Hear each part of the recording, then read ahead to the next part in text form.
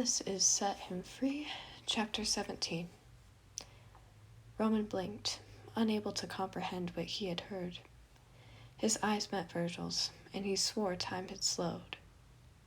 What? We're getting you out of here, Virgil said, and Roman's breath caught in his throat. Home. He was going home.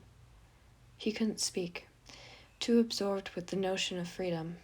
After all this time, how long had it been? Roman had lost count all too quickly, but it didn't matter anymore. He was going home. The prince was so thrilled he had forgotten what he was attempting before Virgil entered the room, though the thief looked at him utterly stunned. Roman, you can stand? Right. He'd been testing his sprained ankle just before, able to finally place significant weight on it. A smile crept to his lips. The happiness that had been stolen from him now returned, greater than ever. Yes, Roman managed to reply shakily. All the pain has vanished for the most part. If I'm careful, I can walk on it. I guess luck is on your side. It's about time.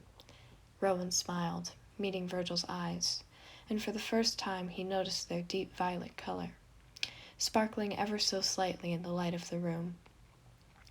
They reminded Roman of the night sky just outside his window, something that had always filled him with awe.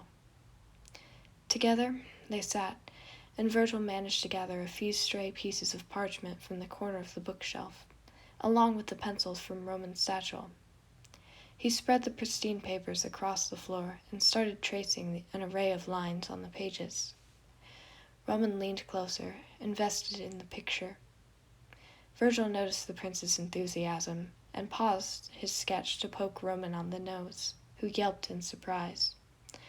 Virgil laughed, and rather than feeling a burst of irritation, the prince chuckled along. After all, there really was nothing for him to feel vexed over. Not when he was going to be free. The thought filled him with a deep joy. Logan and Patton, he would see them again after all, and Nikita and Evelyn, he hadn't spoken to them in ages. It was about time he was able to return. And his mother. Roman hesitated at the thought. She wouldn't be mad, not when her own son had been missing for so long. Then again, Elena was always one for the unexpected. Virgil finished off his sketch, and with a soft stroke across the parchment, turning it for Roman to see. This is the forest surrounding the cottage, he explained. There's lots of space between here and the castle, so finding an escape is going to be difficult. It's possible, though, right? I should hope so, Virgil said. I have a plan. A mediocre one at best, but it's got to be better than your first attempt.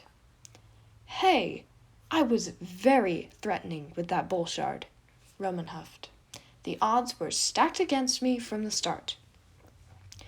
Fair enough. Now, I need you to listen. Virgil held the pencil poised in his hand, using it as a small pointer. Tonight is when we'll act, since Remus and Jan are usually asleep by 10 o'clock.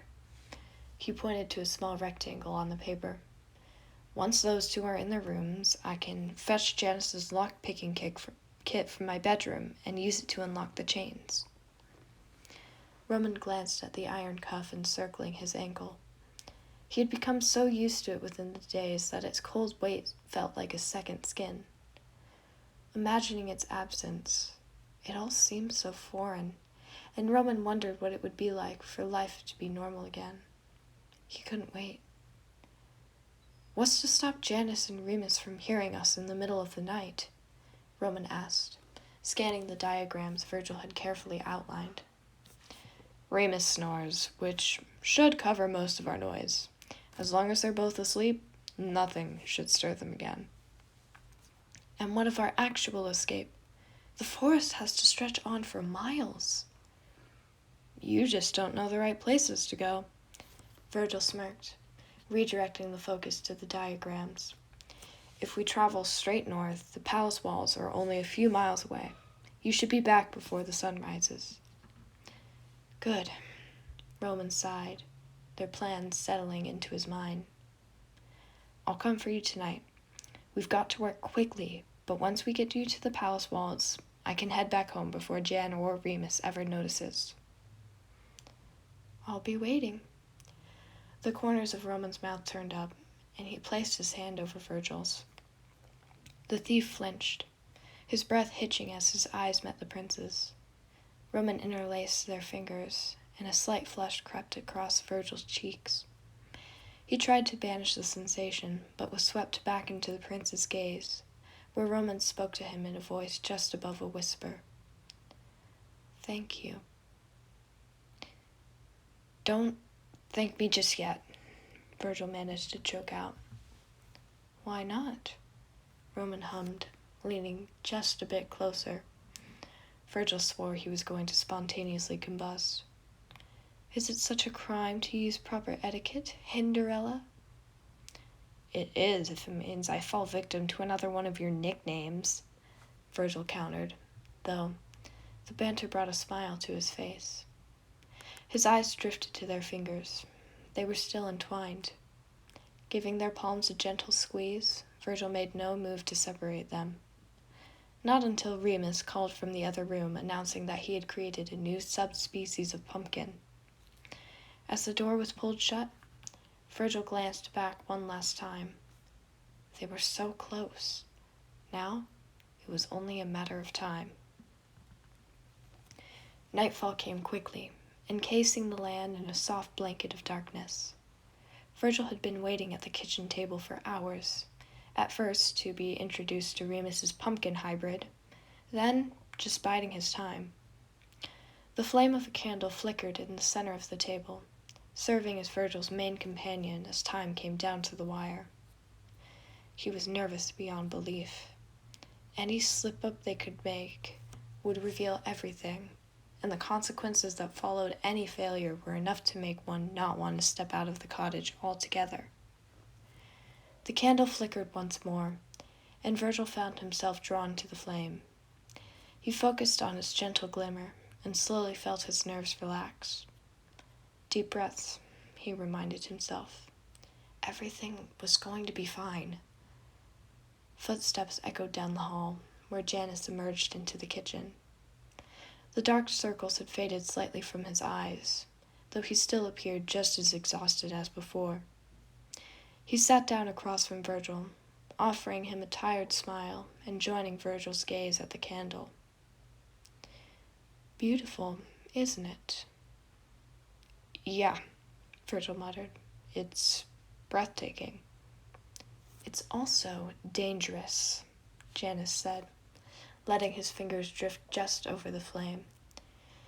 "Though an inviting sight, one can get hurt when falling into such temptations." He pinched the wick, and a thin wisp of smoke drifted into the air.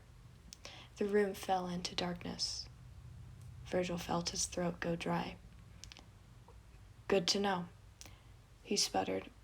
"I'll be careful." "I wouldn't expect anything less." Janice met Virgil's eyes, his expression far from light-hearted. Seconds later, he stood, a smile so easily slipping back onto his face. "I shall be going to bed. Try not to stay up too late." "I won't," Virgil gulped. He tried desperately not to think about what he was going to do within moments, how he was going to betray his best friend when the other had done nothing to deserve such an action. Instead, he let his mind wander to images of the town and the bright spring mornings where he would get to go out and sneak into the shops. He thought of days where the streets remained quiet, the worry of having to interact with anyone, not even a possibility at the moment.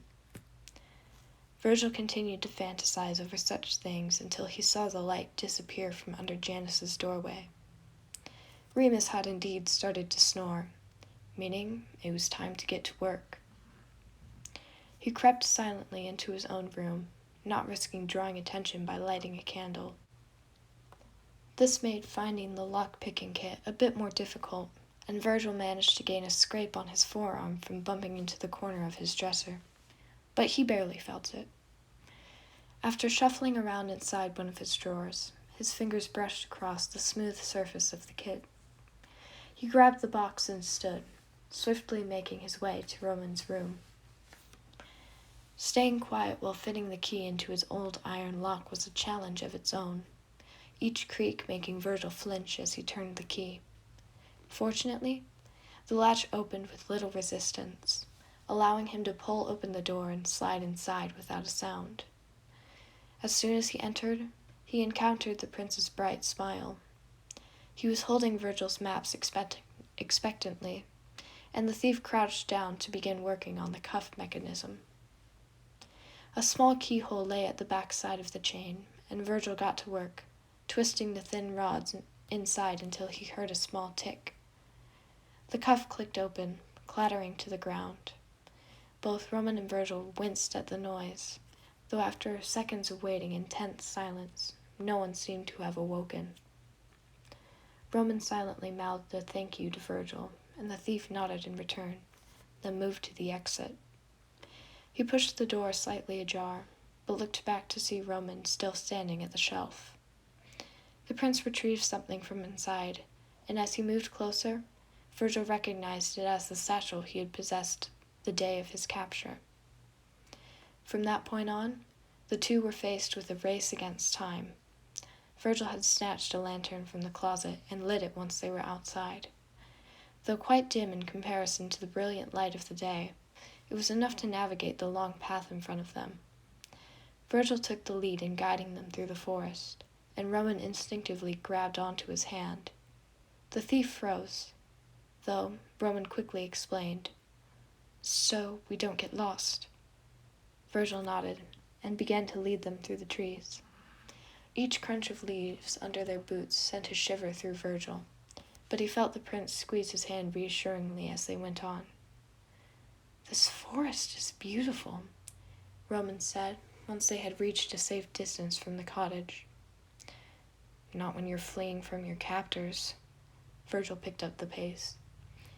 "I think that's exactly what makes it so stunning," Roman proposed, and though they were hidden in the dark of the night, Virgil knew the prince was beaming.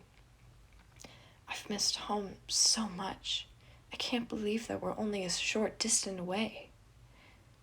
"We're closer than that," Virgil said, lifting the lantern to reveal a smooth stone wall. "Welcome home, Princey." Roman gasped, nearly falling over. The pointed towers of the castle loomed just above the gates, punctuating the night sky perfectly. Roman didn't think he had ever felt so overjoyed to see a structure of bricks and stone until now. He stepped forward, pressing his hand to the cool castle wall. He was free. "Have fun with your old life back," Virgil spoke, turning to re-enter the forest. Roman spun around. "Wait," he said, catching Virgil's arm before he could walk away. "Come with me." "What?" "You can't go back. Not after everything that's been going on," Roman explained, and Virgil's eyes grew wide. "Stay here in the city. Please. It's the least you deserve after all you've done to aid me." "Princey, I can't." "I know they're your family, Virgil, but staying here won't help you at all. You have to learn to let go, especially when their decisions could and have cost you in the end." The light of the lantern flickered against Roman's face, where his expression was pleading. "Please, Virgil, you can start a new life. You're a good person, and I would like to see you again." Virgil looked to the ground. "Why on earth would you want to see a criminal like me again?" "Because, Virgil," the prince placed his hands on the thief's shoulders, "you are so much more than that. There's a side to you beyond your sarcasm, something caring and fun, and honestly, I find it quite endearing." Virgil felt his face grow hot. "Really? Really?" Roman beamed, and it had to be the most genuine thing Virgil had ever seen. So will you stay? Yes, Virgil agreed. But I have to return to the cottage first. I've got to at least write letters to Jan and Rem. They deserve to know that I left. Not to mention, there are a few things that I need to grab. All right, if you believe you must, but please be careful. And hurry. The sun will rise soon. Is that worry I hear? Virgil smirked. It seems someone actually does care. Like you don't enjoy the attention, Roman teased back, and Virgil snickered. Just to make sure everything ends up all right, though. What do you say we meet again tomorrow, at the chime of the 12 o'clock bell? Sounds good to me. I guess I'll see you tomorrow, then. Virgil waved and began to stroll back towards the forest.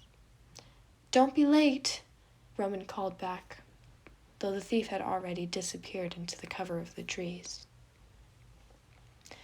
Virgil forced himself to walk at least a mile towards the cottage before he allowed the joy building in his core to be released. He beamed, a laugh rising from his throat as he thought of what was to come only a few hours later. Roman, Prince of Eldon, wanted to see him again. Even knowing who he was, knowing his unlawful background, Roman had asked him to stay with him. Virgil had never felt more overjoyed, and the cottage soon came into view as he walked. The sky was still dark, leaving plenty of time for Virgil to write his goodbyes and depart the cottage. With light footsteps, he crept back onto the porch, holding up the lantern as he quietly turned the doorknob. Virgil silently pulled the door open and padded into the kitchen, where he turned towards the hallway. He froze, however, as the strike of a match sounded behind him, and a sly voice made his blood run cold. Well, well, well, look what we have here. This has been Chapter 17 of Set Him Free. Thank you so very much for listening, and I will see you next time for Chapter 18.